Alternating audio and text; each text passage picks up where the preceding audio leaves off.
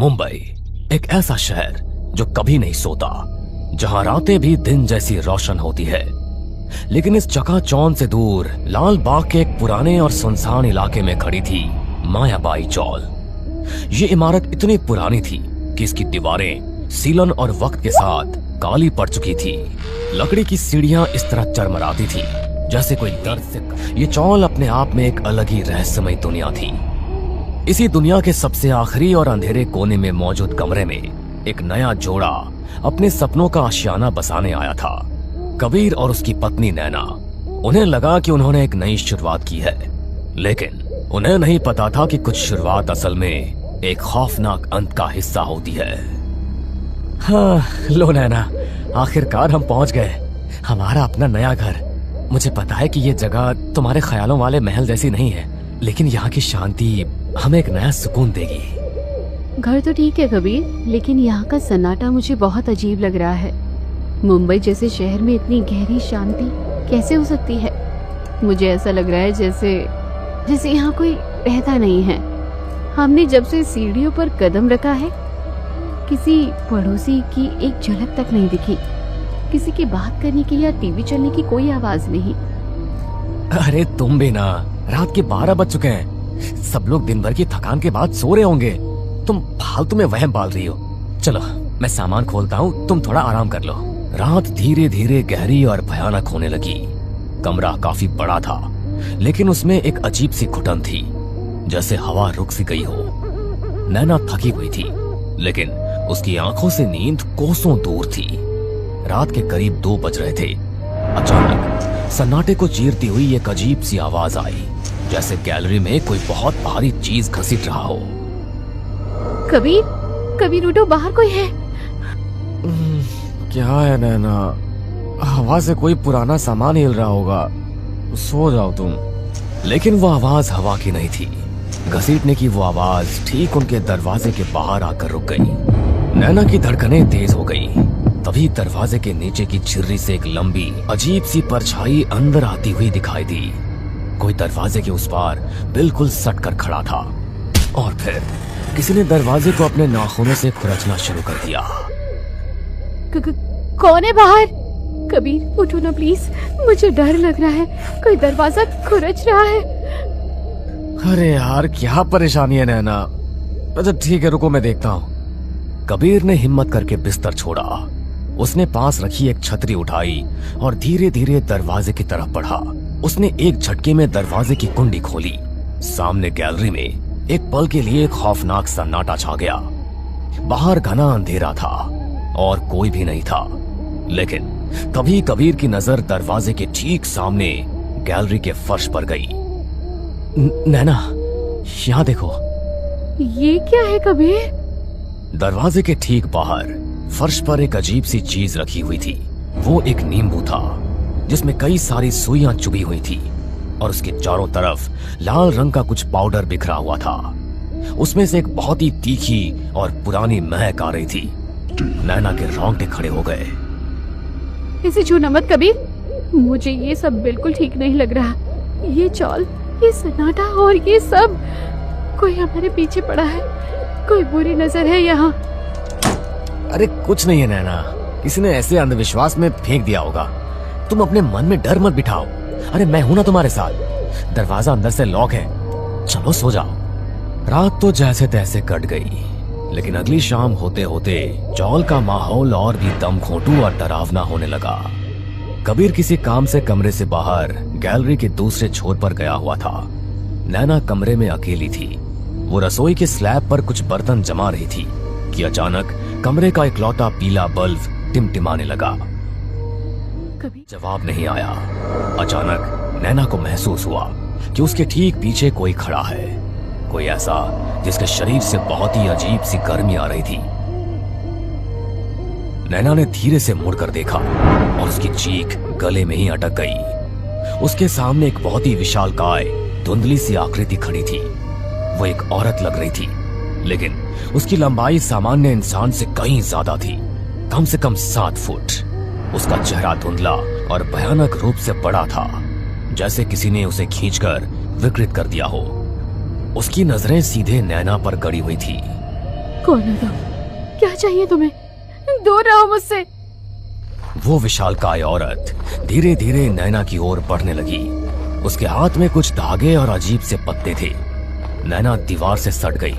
वो भागना चाहती थी, लेकिन उसके पैर जैसे जमीन से चिपक गए थे। कबीर, बचाओ कबीर। तभी दरवाजे पर जोर से धक्का लगा और कबीर अंदर आ गया।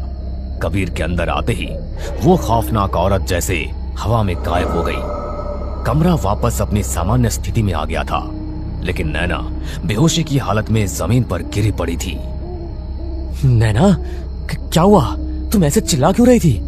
नैना फूट फूट कर रोने लगी। उसने कबीर को उस खौफनाक विशाल औरत के बारे में बताया। कबीर अब खुद भी बुरी तरह से डर चुका था। उसे समझ में आ गया था कि इस कमरे में कुछ तो ऐसा है जो इंसानी दुनिया का नहीं है। उसने फैसला किया कि वे एक पल भी अब इस मनहूस कमरे में नहीं बिताएंगे। बस बहुत हो गया नैना, मैं अभी अपना सामान वापस बांध रहा हूँ। हम इस पागलपन और खौफ के बीच नहीं रह सकते। यहाँ जरूर किसी बुरी शक्ति का साया है। कोई चुड़ैल या शैतान हमारे पीछे पड़ा है। हम अभी ये चौल छोड़ रहे हैं। दोनों ने जल्दबाजी में अपना सामान सूटकेस में ठूसा और कमरे का दरवाजा खोलकर बाहर गैलरी में आ गए। उन्होंने तेजी से सीढ़ियां उतरना शुरू किया, लेकिन जैसे ही वो मुख्य दरवाजे से बाहर निकले, वो सन्न रह गए। उनका दिमाग सुन्न पड़ गया। वो चौल के बाहर की सड़क पर नहीं थे। वो वापस उसी गैलरी में खड़े थे, अपने उसी मनहूस कमरे के ठीक सामने। कबीर, ये क्या है? हम वापस ऊपर कैसे आ गए? हम तो नीचे गए थे। मुझे नहीं पता नैना। चलो फिर से कोशिश करते हैं। चलो। उन्होंने फिर से भागकर सीढ़ियां उतरी, लेकिन हर बार वो भागकर नीचे जाते और हर बार वो खुद को वापस उसी गैलरी में पाते। से बाहर निकलने का कोई रास्ता नहीं था। हार कर खौफ से कांपते हुए वो वापस अपने कमरे में आ गए और दरवाजा अंदर से बंद कर लिया। अचानक चौल के बाहर से अजीब सी आवाजें आने लगी। ऐसा लग रहा था जैसे बहुत सारे लोग एक साथ मंत्र पढ़ रहे हों। ढोल, मंजीरों और घंटियों की भारी आवाजें पूरे वातावरण में गूंजने लगी। कबीर, ये कैसी आवाजें हैं? ये मंत्र कौन पढ़ रहा है? मुझे मेरे सिर में बहुत तेज दर्द हो रहा है। नैना, मुझे बाहर कुछ दिखाई नहीं दे रहा। बाहर बहुत घना धुआं है, कोई आग जल रही है। अचानक कमरे के अंदर धुआं भरने लगा। ये कोई साधारण धुआं नहीं था। इसमें जलती हुई लकड़ियों की तेज महक थी। जैसे जैसे वो धुआं कबीर और नैना के शरीर से टकरा रहा था, उन्हें अपनी त्वचा पर भयंकर जलन महसूस होने लगी। कबीर, मेरा शरीर जल रहा है। मुझे सांस नहीं आ रही है। वो औरत फिर से आ गई। धुएं के बीच से वही विशालकाय और डरावनी औरत प्रकट होती है, और इस बार उसके साथ एक और आदमी भी है। उस औरत और आदमी के हाथ में कुछ पवित्र धागे, राख और एक त्रिशूल जैसी कोई चीज थी। वो दोनों खौफनाक आकृतियां नैना और कबीर की तरफ बढ़ रही थी। दूर रहो मेरी पत्नी से, मैं तुम्हें मार डालूंगा। लेकिन जैसे ही कबीर ने उस आदमी को मुक्का मारने की कोशिश की, कबीर का हाथ उस आदमी के शरीर के आर पार हो गया, जैसे कबीर हवा से टकरा गया हो। कबीर हैरान और सुन्न रह गया। उसने अपने हाथों को देखा जो अब पारदर्शी होने लगे थे। उसके हाथ हवा में धुएं की तरह घुल रहे थे। ये क्या हो रहा है मुझे? नैना, मेरा हाथ, मेरा शरीर। तभी उस डरावनी औरत ने एक मुट्ठी पवित्र भस्म सीधे नैना और कबीर के ऊपर फेंक दी। भस्म पड़ते ही एक चीख गूंजी और कमरे का सारा खौफनाक नजारा एक झटके में बदल गया। कमरे का घुटन भरा धुआं छटने लगा। चीखने की आवाज कबीर या नैना की नहीं थी, बल्कि वो एक भ्रम का टूटना था। अब कमरा बिल्कुल साफ था। कमरे के बीचों बीच एक हवन कुंड जल रहा था।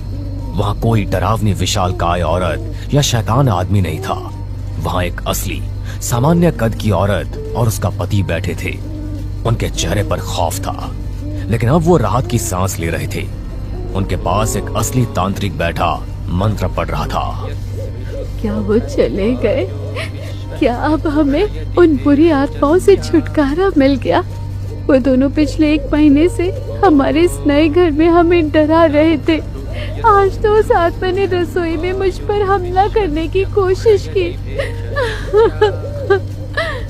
राधिका शांत हो जाओ। तांत्रिक जी ने उन दोनों को हमेशा के लिए इस कमरे से निकाल दिया है। अब वो हमें कभी परेशान नहीं करेंगे। नैना और कबीर कमरे में कोने में खड़े ये सब देख और सुन रहे थे। नैना ने अपने खाली पारदर्शी हाथों को देखा, फिर उसने कमरे में लगी एक पुरानी अलमारी के शीशे की तरफ देखा। शीशे में जो अक्स था वो किसी जिंदा इंसान का नहीं था। शीशे में दो भयानक जली हुई और काली पड़ चुकी लाशें दिख रही थी और उनकी चमड़ी जली हुई थी। सच ये नहीं था कि कोई बुरी आत्मा कबीर और नैना के पीछे पड़ी थी। सच तो ये था कि कबीर और नैना ही वो बुरी आत्माएं थी। सालों पहले इसी मायाबाई चौल के इसी कमरे में अपनी सुहागरात के दिन शॉर्ट सर्किट से लगी भयंकर आग में कबीर और नैना की जलकर मौत हो गई थी।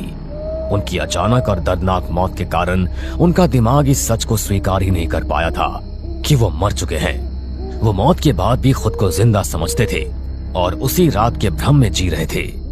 जब भी इस कमरे में कोई नया परिवार रहने आता, नैना और कबीर को लगता था कि वो लोग उनके घर में घुसपैठ कर रहे हैं। नैना, जिसे विशाल का एक डरावनी औरत समझ रही थी, वो असल में इस कमरे की नई किराएदार राधिका थी जो रसोई में अपना काम कर रही थी। और वो नींबू, वो राधिका नहीं बुरी आत्माओं को भगाने के लिए तो उसका हाथ इसीलिए आर पार हो गया क्योंकि कबीर का कोई भौतिक शरीर था ही नहीं। हम मर चुके हैं नैना, बहुत पहले। तांत्रिक ने हवन कुंड में आखिरी आहुति डाली और जोर से स्वाहा बोला। एक तेज चमक उठी और कबीर और नैना की भटकती हुई आत्माएं एक आखिरी चीख के साथ हमेशा के लिए उस चौल की हवा में राख बनकर विलीन हो गई। कमरा अब सचमुच शांत था, असली शांति। कोई परछाई नहीं, कोई भ्रम नहीं, बस एक नया जोड़ा जो अब बिना किसी खौफ के अपने नए घर में अपनी नई जिंदगी शुरू कर सकता था।